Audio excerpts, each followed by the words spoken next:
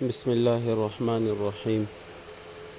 اگر انسان کو دعا کے فائدے معلوم ہو جائے تو انسان اپنی پوری زندگی دعا میں لگا دے۔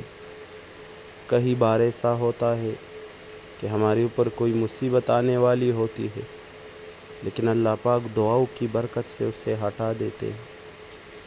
ہمارے عموماً ایک مسئلہ پایا جاتا ہے، ہم دعا مانگتے ہیں، لیکن جب ہم دیکھتے ہیں کہ قبول نہیں ہو رہی تو ہم نا امید ہو کر چھوڑ دیتے ہیں۔ حالانکہ ایسی بات نہیں ہے، حدیثوں میں ذکر ہے کہ جب بندہ کوئی دعا مانگ لیتا ہے تو اللہ پاک اسے ضائع نہیں کرتے، بلکہ یا تو وہ دعا اسی وقت قبول ہو جاتی ہے یا کچھ دیر بعد، کچھ دنوں بعد۔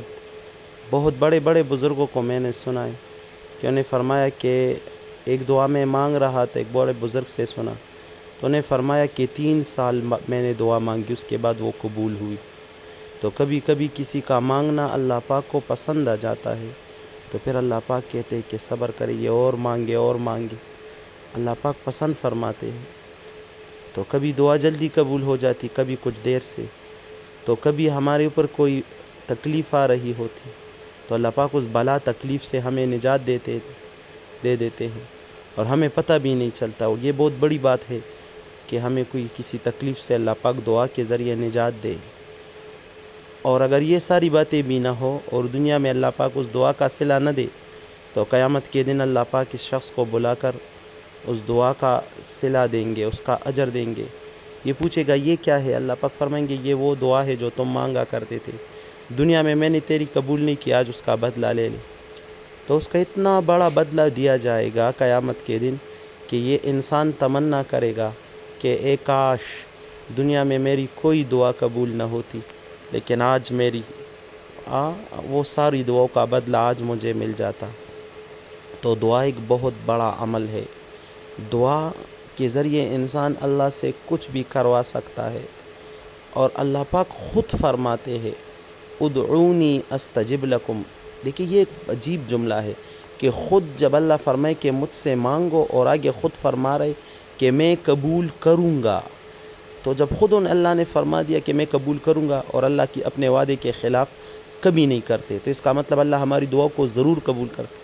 بلکہ اللہ پاک نے تو یہاں تک فرمایا حدیث قدسی میں ان ربکم حی کریم یستحیی من عبدہ اذا رفع یدیہ الیہ یدعوہ ان یردہما صفرا لیس فیہما شیء، کہ تیرا رب بڑا حیاناک ہے اور کریم ہے۔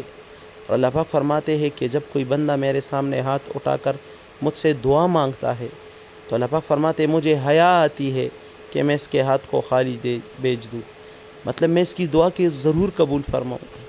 اور اللہ پاک کہتے ہیں کہ میں ناراض ہوتا ہوں جب کوئی مجھ سے دعا نہیں مانگتا۔ تو ہم اللہ سے دعا مانگیں، ہم دعا کے لیے وقت نکالیں۔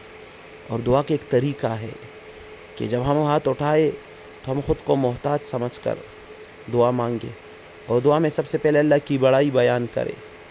اور وَإِلَٰهُكُمْ إِلَٰهٌ وَاحِدٌ لَا إِلَٰهَ إِلَّا هُوَ الرَّحْمَٰنُ الرَّحِيمُ۔ سورہ اخلاص پڑھے، اس میں اللہ کی بڑائی ہے، اور ہم اللہ کے عجیب انداز سے بڑائی بیان کرے۔ لا تراہ العیون، اے وہ اللہ جسے آنکھیں نہیں دیکھ سکتی، ولا تخالطہ الظنون، اے وہ اللہ جس تک خیالات پہنچ نہیں سکتے، لا یصفہ الواصفون، اے اللہ تمام انسانیت تیری صفات بیان کر نہیں سکتی، لا تغیرہ الحوادث، اے اللہ دنیا کے حوادثات تجھ پہ اثر انداز ہو نہیں سکتے، لا یخشى الدوائر، اے اللہ تو دنیا کے ان حالات سے گھبراتا نہیں، تو اس سے پاک ہے، یعلم مساقیل الجبال، اے اللہ تجھے تو پہاڑوں کے وزنوں کا پتہ ہے، ومکائل البحار، سمندر کی گہرائی کا پتہ ہے، وعدد قطر الامطار، آج تک سے قیامت تک اور جتنے بھی دنیا میں بارشیں ہوئی ان کے قطروں کی تعداد کا تو پتہ ہے، وعدد ورق الاشجار، جتنے دنیا میں درخت ہیں سب پہ جتنے پتے سب کا تجھے پتہ ہے۔ اس طرح ہم اللہ کی بڑائی بیان کرے عجیب انداز سے، اے اللہ، اے وہ اللہ جس کے ہاتھ میں ساری عزتیں ہیں، ساری کامیابیاں تو تیرے پاس ہے، اے اللہ خوشی تو دیتا ہے، اے اللہ کامیابی تو دیتا ہے، اے اللہ عزتوں کے خزانے تیرے پاس ہے، اے اللہ ذلیل بھی تو کرتا ہے، الذی هو اضحک و ابکا، اللہ ہی ہنساتا ہے، اللہ ہی رلاتا ہے۔ اللہ کی عجیب صفت ہم بیان کریں، اس کے بعد درود شریف پڑھیں، اور اس کے بعد دل سے ہم اللہ سے دعا مانگے، اور دعا اسے انداز سے مانگے کہ ہمارے بدن کے بال کڑے ہو جائے اور ہمارے آنکھوں سے آنسو جاری ہو جائے۔ تو جس دعا میں یہ کیفیت ہو کہ بدن کے بال کڑے ہو جائے اور ہمارے آنکھوں سے آنسو جاری ہو جائے، سمجھو یہ دعا قبول ہو گئی۔ اور ہمارے جب بھی ہم دعا مانگے تو ہمیں قبولیت کا یقین ہو۔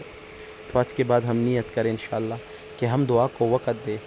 پھر دعا کے کچھ خاص اوقات ہوتے، ان میں خاص طور پر دعا قبول ہوتی ہے۔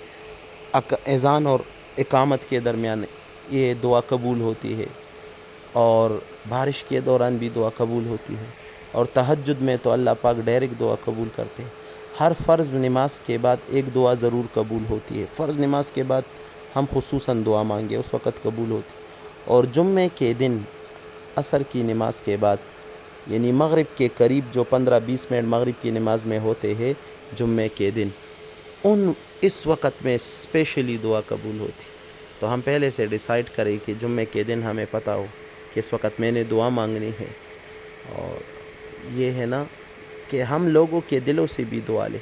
ایک ہم لوگوں سے کہتے ہیں ہمیں دعا دیجیے، فلاں جی ہمارے لیے دعا کرے۔ ایک ہے دعا کی نہیں جاتی، دعائیں لی جاتی ہے۔ ہمیشہ کوئی کام کرے کہ ہم لوگوں کے دل سے دعا لے لیں۔ تو کبھی کبھی ہم کسی انسان کے ساتھ اچھائی کرتے ہیں، ایسی اچھائی کی اسے امید بھی نہیں ہوتی، تو وہ اتنا خوش ہو جاتا ہے کہ اس کے دل سے دعا نکل جاتی ہے۔ تو یہ جو دل سے دعا نکلتی ہے سیدھا عرش پہ پہنچتی ہے۔ تو انشاءاللہ ہم نیت کریں، آج سے ہم دعا شروع کریں، ہم وقت مقرر کریں، ہر نماز کے بعد 5-10 منٹ دعا مانگے، اور چھوٹی چھوٹی چیزوں کو، صحابہ نمک بھی اللہ سے مانگتے تھے، اور جوتے کا تسمہ ٹوٹ جاتا وہ بھی اللہ سے مانگتے تھے۔